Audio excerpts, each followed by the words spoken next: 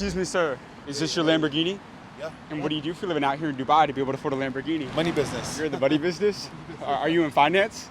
Yeah, we're in finance. Yeah? We're in finance. Are you a business owner? Yeah. How long have you been an entrepreneur? It's been about 8 years now. 8 years. 8 years now, but what's this for? I go all over the world interviewing the most successful business owners for the younger generation. Could I get one quick minute with you for the channel real quick? Yeah, for sure. Is that okay? Over these 8 years, what was the most amount of money that you made in a single year? Last year we did about $12 million turnover. $12 million. last Do you come from a lot of money? No, I don't come from a lot of money. We were actually, 8 years ago, we couldn't pay rent, and our rent was $1,300, right? And I vowed to myself that I'm never coming to that point again. So you were broke. I was broke. Yeah. I was broke. We had to sell our wedding jewelry to pay rent, bro. So it was a hard time. Yeah. It was a very hard time. So what was that turning point to financial freedom? I think the biggest point was me. I never finished school, so I was always the black sheep of the family, right? So I think it was in me like this fire to prove people wrong that without having a degree, you can still do a lot of things that you ever wanted. And now if you look at a lot of multimillionaires in the world, most of them, they never graduated, right? They just hustled and they made it. Now, as an 8-figure entrepreneur, what was the best financial advice that you ever received? Always have full control over the money. If you don't have full control over the money, you don't have anything. I know a lot of guys who start a business, they have no control over the money and they get screwed up later on by their operators or whatever. So always have full control over the money, know where it's going, know where it's coming from, and you're going to be wildly successful at that. Are you a good salesman? I'm a great salesman. Give me a masterclass on sales right here.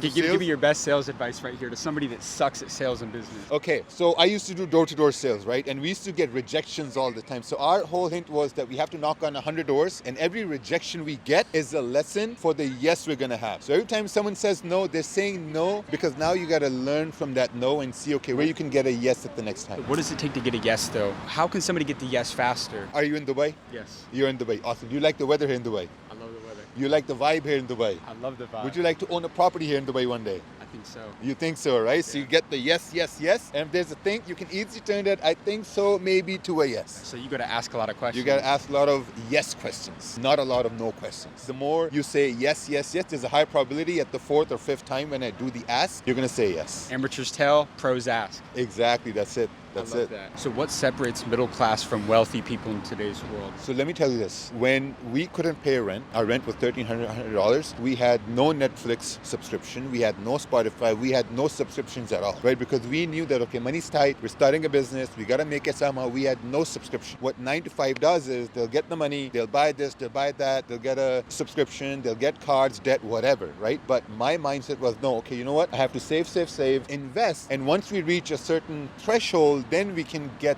something to reward ourselves. Up until now, bro, I have no YouTube premium, nothing. I'd rather sit and watch ads to save money. That's how you get rich, by saving money. Your last message to somebody trying to become a multi-millionaire in 2025. Man, if you have an idea, execute on that idea. Whatever idea that is, no matter what people tell you that's a shit idea, you got to execute on it. Because here's the thing, when you're going to have a business idea and you're going to tell someone about it who has no business concept, they will always tell you it's risky, this can happen, that can happen, blah, blah, blah. But when you bring that idea to someone who actually has a business, they will tell you, bro, go for that business. Start that shit right now. Because here's the thing, if you're a fit guy, you're going to tell people to stay fit, right? If you're into business, you're going to tell everyone to start a business. That's what it is. Like, it depends on who you get your advice from, not from who's able to give you advice. You got amazing advice, my friend. Yeah, Thank you so much for your time, and I appreciate you, man. It means a lot. What was your name again? James. James, Raja. Yeah, nice Raja. to meet you. Nice